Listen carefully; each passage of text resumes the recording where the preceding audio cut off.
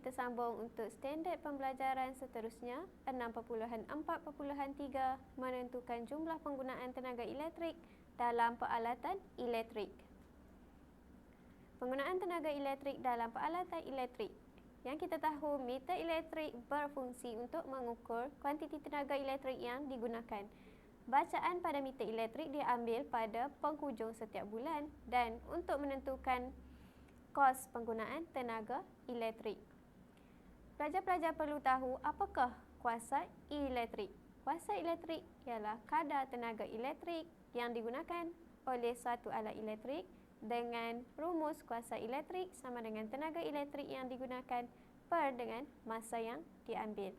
Seterusnya untuk arus elektrik I, kadar pengaliran caj elektrik melalui suatu konduktor dengan rumus arus elektrik sama dengan caj elektrik per dengan masa yang diambil. Seterusnya untuk voltan elektrik ialah tenaga elektrik yang digunakan untuk menggerakkan seunit caj elektrik melalui suatu konduktor dengan rumus voltan sama dengan tenaga elektrik yang digunakan per dengan caj elektrik.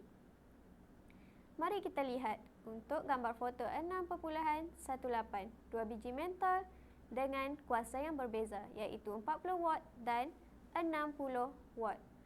Sekarang, mentol manakah yang lebih menjimatkan tenaga? 40 watt atau 60 watt?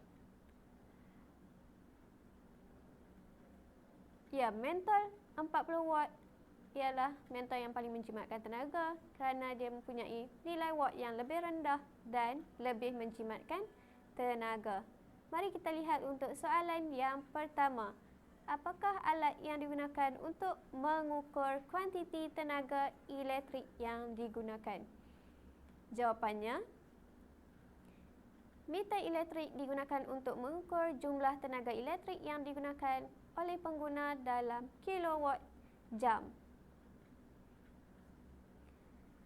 Mari kita lihat untuk pengiraan jumlah arus yang melalui peralatan elektrik.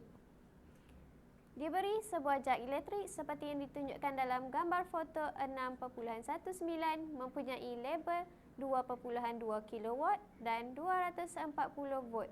Hitung arus yang mengalir melalui jag ini. Mari kita tengok bagaimana untuk menyelesaikan masalah ini. Menggunakan rumus P sama dengan VI.